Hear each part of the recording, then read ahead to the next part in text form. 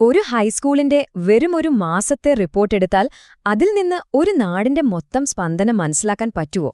ചിലപ്പോൾ പറ്റുമായിരിക്കും, അല്ലേ? അങ്ങനെ ഒരു റിപ്പോർട്ടാണ് നമ്മളിന്ന് നോക്കാൻ പോകുന്നത്. ഇത് കണ്ടാൽ നിങ്ങൾക്ക് തോന്നാം, ഇതൊരു സാധാരണ സ്കൂൾ റിപ്പോർട്ടല്ലേ എന്ന്. പക്ഷേ സത്യം പറഞ്ഞാൽ ഈ പേജുകൾക്കുള്ളില് ശരിക്കും നല്ലൊരു കഥയുണ്ട്, നല്ല റിച്ച് ആയിട്ടുള്ളൊരു കഥ.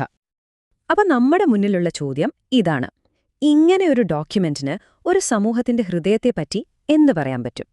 ശരിക്കും പറഞ്ഞാല് ഈ റിപ്പോർട്ടുണ്ടല്ലോ, അത് ആ സ്കൂളിന്റെ ഫിലോസഫിയിലേക്കും അവരുടെ പ്രവർത്തനങ്ങളിലേക്കും തുറന്നുവെച്ചൊരു ജനലാണ്. ഈ റിപ്പോർട്ട് വെറുതെ കുറെ കാര്യങ്ങൾ ലിസ്റ്റ് ചെയ്തോ ഒന്നല്ല, ഇതൊരു കഥ പോലെയാണ്. അപ്പോ ആ കഥ നമുക്ക് ശരിക്കും മനസ്സിലാക്കണമെങ്കിൽ ഇതിലെ സംഭവങ്ങളെ ഒരു 5 ഭാഗങ്ങളായിട്ട് തിരിക്കാം. ഒന്ന്, ആ തിരക്കേറിയ മാസത്തെപ്പറ്റി. പിന്നെ കുട്ടികളുടെ ശരീരത്തിനും മനസ്സിനും കൊടുക്കുന്ന ശ്രദ്ധയെപ്പറ്റി. അടുത്തത് സ്കൂളും ആ നാടും തമ്മിലുള്ള ഒരു ബന്ധത്തെക്കുറിച്ചാണ്. പിന്നെ ആഘോഷങ്ങൾ. അവസാനം അവരുടെ ഭാവിയെക്കുറിച്ചുള്ള പ്ലാനുകളും. ശരി, അപ്പൊ നമുക്ക് തുടങ്ങാം.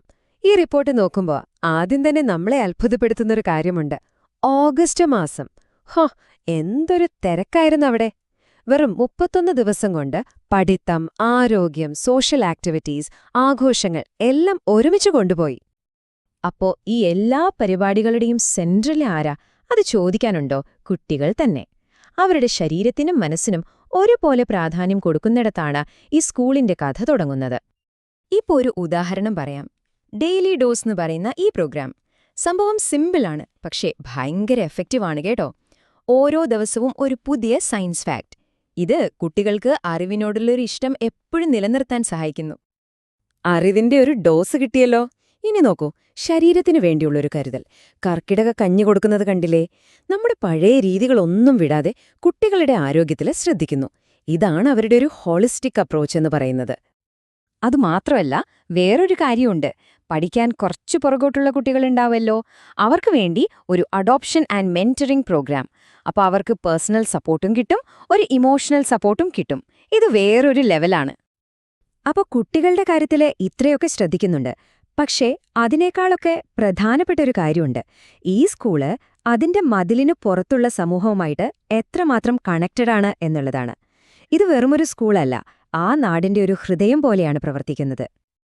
ആ ഒരു ബന്ധം എത്ര സ്ട്രോങ് ആണെന്ന് നോക്കിക്കേ. ഒരു വശത്ത് പൂർവ്വ വിദ്യാർത്ഥികൾ, പിന്നെ സ്കൂളിന്റെ സ്വന്തം സെക്യൂരിറ്റി കമ്മിറ്റി, NSS വോളണ്ടിയർമാർ, എന്തിനേറെ ആവശ്യം വന്നാൽ ലോക്കൽ പോലീസുകാരുവരെ സ്കൂളിന് സപ്പോർട്ടുമായി വരും. ഇതൊരു വലിയ നെറ്റ്വർക്കാണ്. വെറുതെ ഒരു നെറ്റ്വർക്ക് ഉണ്ടാക്കി വെക്കുകയല്ല, അത് കറക്റ്റായിട്ട് ഉപയോഗിക്കുന്നുണ്ട്. അതിനൊരുദാഹരണമാണ് ഈ സംഭവം. ലോക്കൽ ബസ്സില് കുട്ടികളുമായി ബന്ധപ്പെട്ടൊരു പ്രശ്നമുണ്ടായപ്പോൾ സ്കൂള് നേരെ പോലീസിനെ സമീപിച്ചു. അത് സോൾവ് ചെയ്തു. അതാണൊരു സോഷ്യൽ റെസ്പോൺസിബിലിറ്റി എന്ന് പറയുന്നത്. ഇനി അടുത്തത്, ഒരു സമൂഹത്തെ ഒരുമിച്ച് നിർത്തുന്ന ഏറ്റവും പ്രധാനപ്പെട്ട ഒരു കാര്യം എന്താ? ആഘോഷങ്ങള്, അല്ലേ?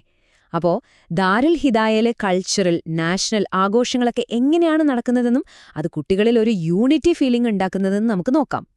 ഓഗസ്റ്റ് മാസത്തിലെ ആ കാലണ്ടർ ഒന്ന് നോക്കി. ഇൻഡിപെൻഡൻസ് ഡേയുടെ ആവേശത്തോടെ തുടങ്ങുന്നു.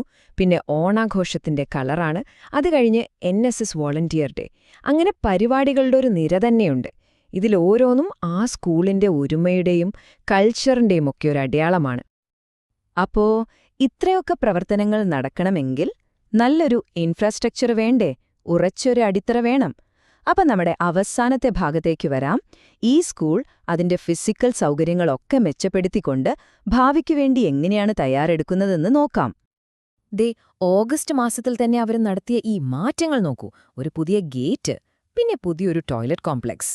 സ്കൂളിന്റെ ബേസിക് സൗകര്യങ്ങൾ മെച്ചപ്പെടുത്താൻ അവർക്ക് എത്രത്തോളം താൽപ്പര്യമുണ്ടെന്ന് ഇതിൽ നിന്ന് തന്നെ നമുക്ക് മനസ്സിലാക്കാം. ഈ ചെറിയ മാറ്റങ്ങളുണ്ടല്ലോ, ഇതൊന്നും വെറുതെയല്ല.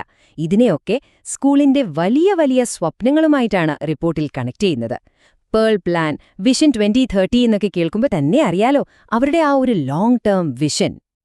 അപ്പൊ ചുരുക്കി പറഞ്ഞാല് നമ്മളിപ്പോ കണ്ടത് വെറുമൊരു മാസത്തെ റിപ്പോർട്ടല്ല, അത് എപ്പോഴും ആക്റ്റീവായിട്ടുള്ള, അങ്ങോട്ടും ഇങ്ങോട്ടും നല്ല ബന്ധങ്ങളുള്ള ഒരു സമൂഹത്തിന്റെ ബ്ലൂ പ്രിന്റാണ്. വിദ്യാഭ്യാസം, ആരോഗ്യം, സംസ്കാരം, സാമൂഹിക ഉത്തരവാദിത്തം എല്ലാം ഇതിൽ ഒരുമിച്ച് വരുന്നുണ്ട്. പോകുന്നതിനു മുൻപ് ഒരു ചോദ്യം: ഒന്ന് ആലോചിച്ചു നോക്കൂ, ഒരു സ്കൂളിന് അതിനു ചുറ്റുമുള്ള ഒരു സമൂഹത്തിൽ ഇത്രയധികം മാറ്റം കൊണ്ടുവരാൻ പറ്റുമെങ്കിൽ നമ്മുടെ നാട്ടിലെ എല്ലാ സ്കൂളുകളും ഇങ്ങനെയായാലോ? ഒന്നാലോചിച്ചു നോക്കൂ, എന്ത് വലിയൊരു മാറ്റമായിരിക്കും അത്, അല്ലേ?